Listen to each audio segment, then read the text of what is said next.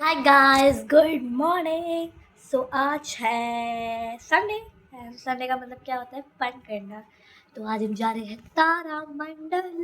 मैं first time जाने वाली हूँ and I am so much excited. So let's कैसा होता है।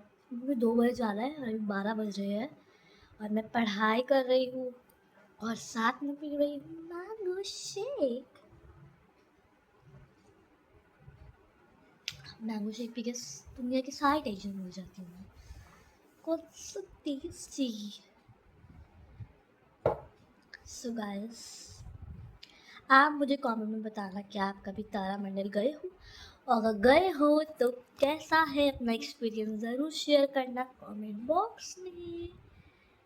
ठीक है गाइस, सो अभी तो मैं पढ़ाई कर रही हूँ, जाएंगे 2 बजे। आज पता है फ्रेंड्स हमारे लंच में क्या बना है? हमारे लंच में बना है आज इडली सांभर। एंड किस किस का इडली सांभर फेवरेट है? कमेंट। ओके, सो अगर आपकी छुट्टियाँ कैसी चल रही है कमेंट सीधा कमेंट में बता देना गाइस। अच्छा कहता आपने कभी बर्ड बनाई है? देखो मैंने बनाई है, ये देखो guys. This is a paper, मतलब कि जो टिश्यू पेपर होता है ना, उसकी बर्ड बनाई है मैंने। मैं ना आपको मतलब बताऊंगी कैसे बनती है ये। अभी तो नहीं बता पाऊंगी, बाद में बताऊंगी क्योंकि मैं पढ़ाई कर रही हूँ। अभी नहीं कर रही, मैं ब्लॉग बना रही हूँ। ब्लॉग बंद करूँगी तब मैं पढ़ाई करूँगी। Just show you that it's so cute. मेरे हॉलीडे होमवर्क मुझे मिली है, मैं सर्च कर रही थी इतना ईजी में बनाना है इसको। बनाने का मैंने इसलिए 4-5 और बनाई है, मैंने रखी हुई है। ये तो मेरी ख़राब हो गई थी, तो मैंने बस ट्रायल के लिए बनाई थी। असली है जो अंदर पड़ी है। ये टिश्यू वाली होती है और ये बहुत इजी होती है बनाना। इसमें मतलब टिश्यू इसके अंदर जो है ना, इसके अंदर ये जैसे अंदर भरा हुआ है वो टिश्यू पेपर, वो कॉटन है। अंदर जो है वो कॉटन है और ऊपर की जो सारी कवरिंग है वो टिश्यू की है। टिश्यू की कवरिंग करके इसे मैंने पेस्ट कर दिया था। फिर उसके बाद मैंने ना इसके ग्लू को लिया, उसके पूरे ना इसे ग्लू को लगा दिया। एंड देन मैं ना पूरे कॉट मतलब इसके ऊपर, ये इसके ऊपर ना पूरी ग्लू ग्लू लगा दी थी एंड देन कॉटन से ना उसको पूरा कवर कर दिया था। तो अभी ऊपर ऊपर का जो पार्ट है वो कॉटन है। पहले इसकी सबसे पहले लेयर है जो है कॉटन, फिर उसके बाद टिश्यू पेपर, फिर से कॉटन है। ऐसा है ये। बड़ा अजीब गरीब गाना भी है। सब क्यूट। और मैंने मतलब सैम्पल के लिए बनाई थी, तो ये एकदम ये अच्छी नहीं बनी थी, तो मुझे अच्छी लगेगी। It's easy way, because paper वाले बनाना बहुत मुश्किल है और ये 3D है। तो भी 3D वर्ड बनाएंगे कैसे? सो मैंने ऐसे बना ली है ना, क्यूट ना। सो चलो मैं पढ़ाई फिर से स्टार्ट करती हूँ एंड फिर अब मैं मिलूँगी आपको लंच टाइम पे। अभी तो बहुत टाइम है लंच टाइम में। गाइस हम लोग पहुँच चुके हैं तारामंडल।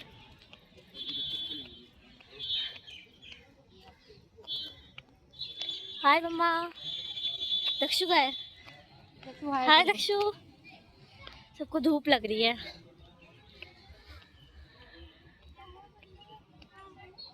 पहुंचने वाले, यहाँ से पैदल का रास्ता है। हेलो।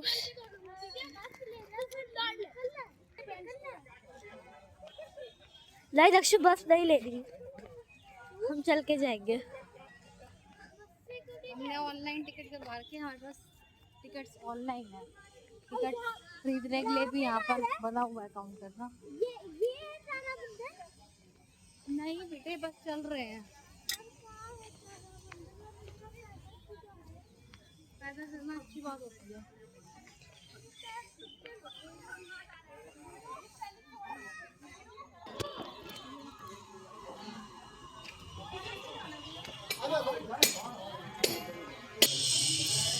ठंडा लग रहा है।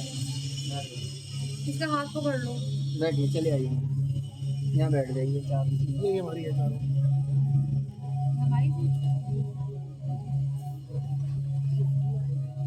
रूही दक्षु आगे हो।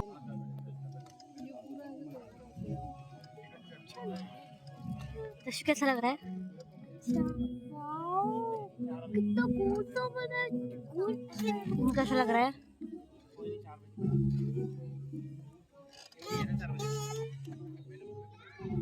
तीन बजने में 2 मिनट है। So excited.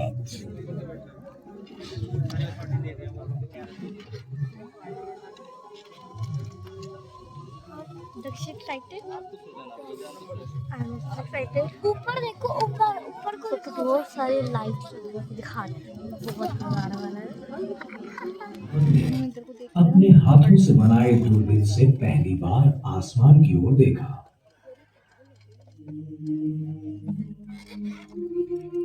रात के उस आसमान को देखकर सभी लोगों की तरह गैलीलियो गैलीली ने भी आश्चर्य जताया।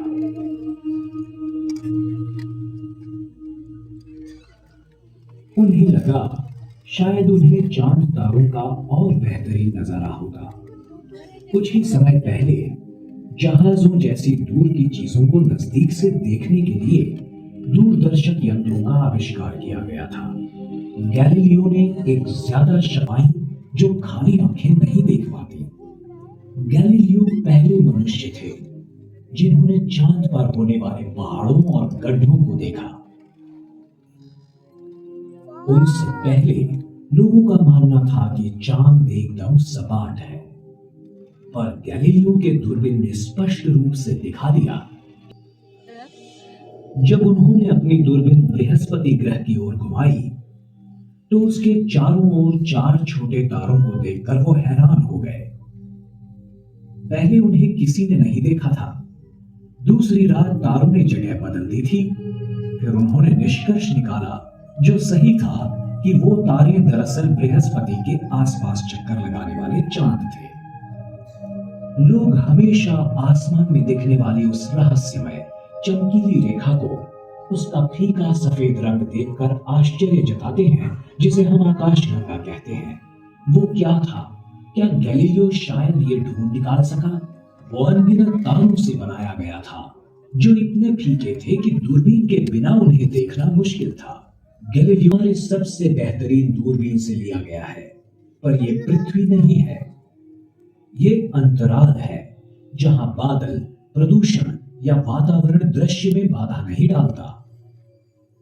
ये है हबल स्पेस टेलीस्कोप। इससे हमने विश्व की कई विस्मयकारक चीजों को देखा है। हमारे तंत्र ज्ञान की सहायता से हम गैलीलियो से ज्यादा चीजें जान सकते हैं, लेकिन कुछ महान सवाल रह ही जाते हैं कि विश्व की निर्मिति कैसे हुई, वो कितना बड़ा है, कितने तारे हैं आसमान में, विश्व का भविष्य क्या होगा। वैज्ञानिकों का यह मानना है कि उन्होंने इनमें से कुछ सवालों को हल कर दिया है, पर कुछ अब भी बाकी हैं। ये विश्व सभी रहस्यों में से सबसे महान रहस्य है, और जैसे जैसे हम उसके राज खोलते जाएंगे वैसे नए आविष्कार सामने आ जाएंगे। कोई भावी वैज्ञानिक ये काम निश्चित करेगा जो शायद आज ये शो देख रहा हो।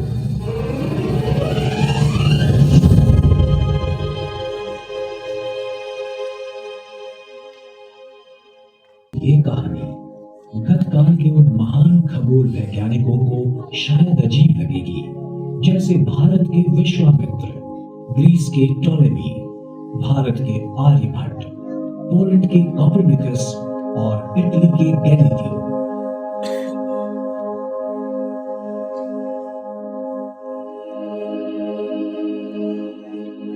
विश्व की शुरुआत कैसे हुई, इस बारे में हमें ठोस जानकारी नहीं है। कुछ लोग मानते हैं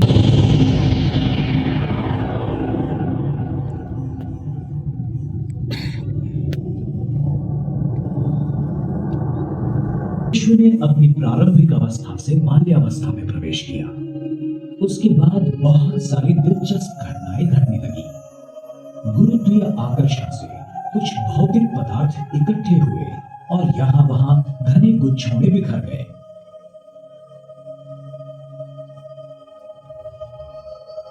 ये वायु और धूल से भरे गुच्छे अंत में ढह गए और आकाश गंगाओं में बदल गए। आकाश गंगाओं के हाइड्रोजन और हीलियम वायु बिखरकर उनमें से छोटे बादल बन गए। इन बादलों में से आकाशगंगाओं के पहले तारों का जन्म हुआ। शुरुआत में निर्माण हुए बहुतांश तारे अति विशाल थे, पर कुछ लाख वर्षों तक ही वो टिक पाए। फिर उनका विस्फोट हुआ प्रलयंकर धमाकों में, जिन्हें सुपरनोवा के नाम से जाना जाता है।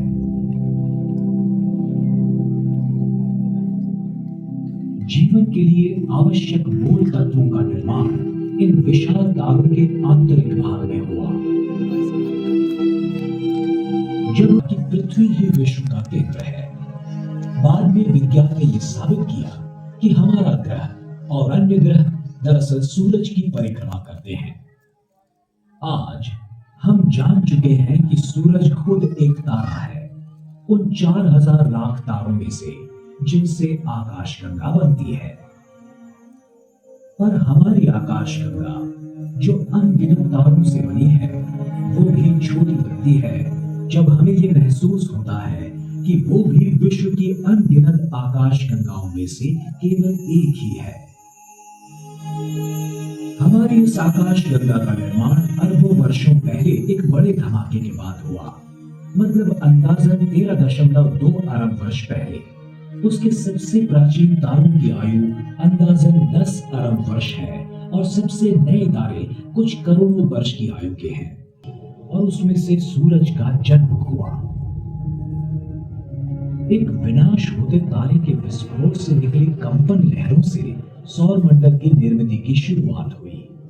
उस बादल से निकले वायु और धूल की अधिकांश मात्रा से सूरज की निर्मिति हुई, और थोड़ी सी धूल और वायु इकट्ठी होकर सूरज के चारों ओर से छल्लों का तथा मलबे का निर्माण हुआ।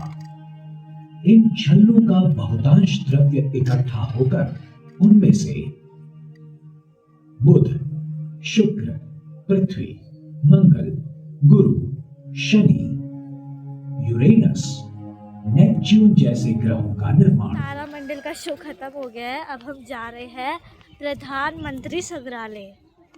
So let's go. मजा आया? दक्षु सो गया है ना? दक्षु वहाँ पे सो गया। बहुत मजा आया हमको वहाँ पे। हम तारे देखे। तो अब चलते हैं।